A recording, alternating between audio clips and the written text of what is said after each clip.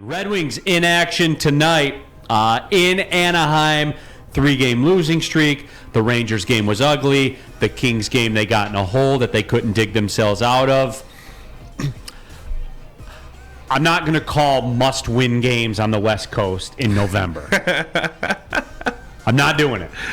Even I won't go that far. Even in this day and age of my analytics where, you know, with these games that they played against Buffalo and the Rangers, where they're competing with a 78-game season where all the other teams have an 82-game season, even through all that, I will not call tonight a must-win. They got to right the ship. You can't, the old adage was you don't want to lose, 2 games in a row. Obviously, young team. The big thing tonight, Tyler Bertuzzi back in the lineup on that first line with Dylan Larkin and Lucas Raymond. You got Andrew Kopp. Moved Oscar Sundqvist back in the lineup to the second line with Dominic Kubalik. You see Jonathan Berggren, who's made an impact in his short time up here on the third line with Veleno and Perron, and then Rasmussen, Ernie, and Suter on the fourth. So looks like Wallman and Osterley will find their way in. I know Gustav Lindstrom did not skate yesterday. He was hurt. So whether I haven't heard whether it's Husso or Ned in net, but this is where you got to go into Anaheim and sort of take advantage. You want to see, playing that road game, come out to a good start.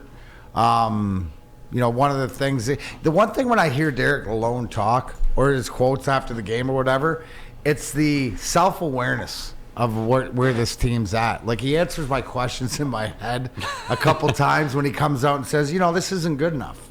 Or when he says, we did this really well. Right? So what you're seeing is more consistency. So the message seems to be getting in. Right? But what's imperativeness? You don't call for a must-win, but it's But I am calling for a get right. They got to get right, right? They got to, and this is where the difference, okay? Here's a great example, guys, of why I said this year, when you asked me about what I thought were the Red Wings a playoff team, and I said, you know what, I want to have that conversation with the last 2 games of the regular season. If we have to win, we make the wild card, we should be in that discussion, but I'm not going to hold them to the fire. And this is the reason, because they have to figure out how to get off the snide, how to continue to go good when they're going good, but when it starts to go a little bit south, like it is now, how to nip it in the butt. How to get right? And road games a lot of times are good to do that. Now, look at the way they played the last few games, and especially in LA, because I don't care what it is. Hey, way to battle, way to come back and stuff like this.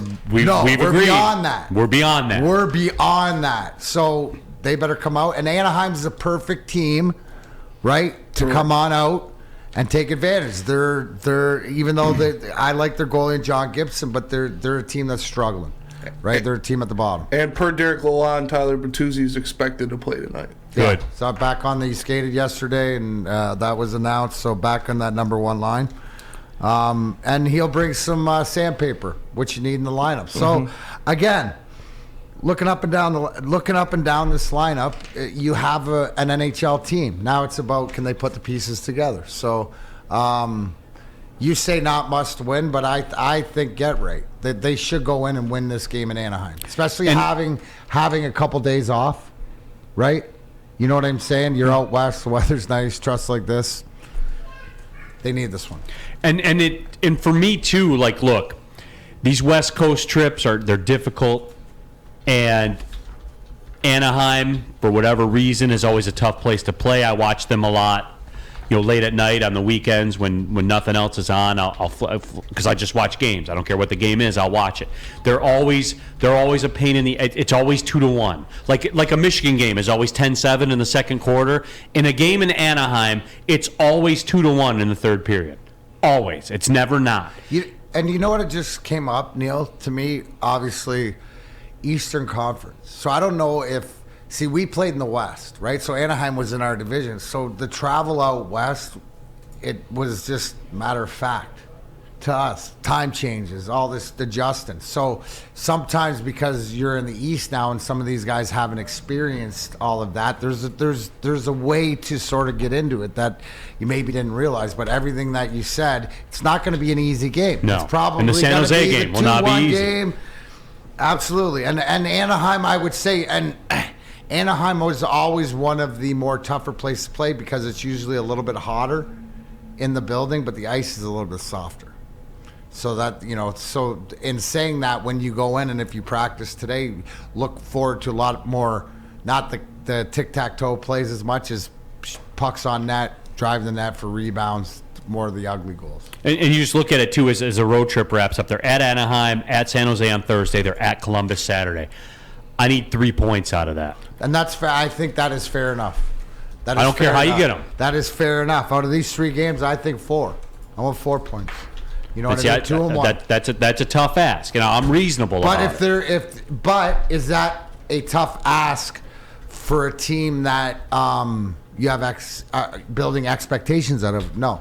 No, it's not. And I think it's fair, and I think that going out west is hard.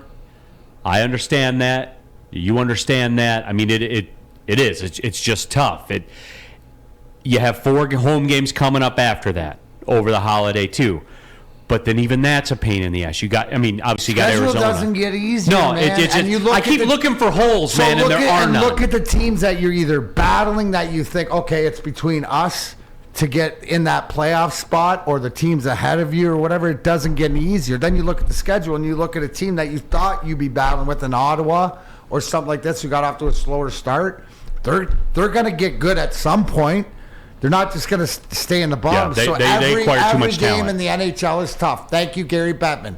That's Gary Bettman hockey right there. Real quick, WoodwardSports.com chat thread, XYYX, in all caps too, so you know he means it. Can someone tell me why we don't use the cap money that Yzerman has left? If you watch this show for any period of time, and if you're new, welcome. If not, I'll take it, D-Mac. Wow. Nonverbal tone, D-Mac. Nonverbal tone.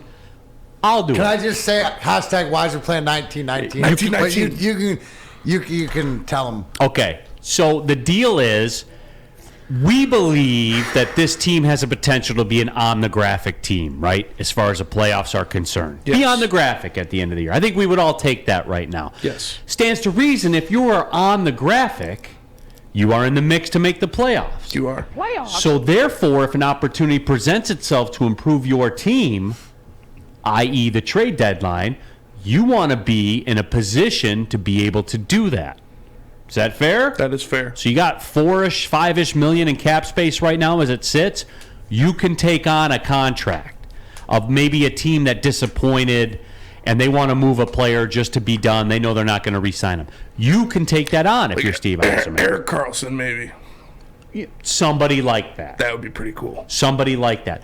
On the flip side of that coin, XYYX, if things don't work out, this tailspin continues, you fall out of it, now you can weaponize that cap space where you have the ability to be persuaded to take bad contracts in a trade, and they can motivate you to do that by giving you draft picks. That's the way it works. This is as important to today's era of sports as anything else is, as scouting anything. Weaponize your cap space for acquisition or for retraction and draft capital.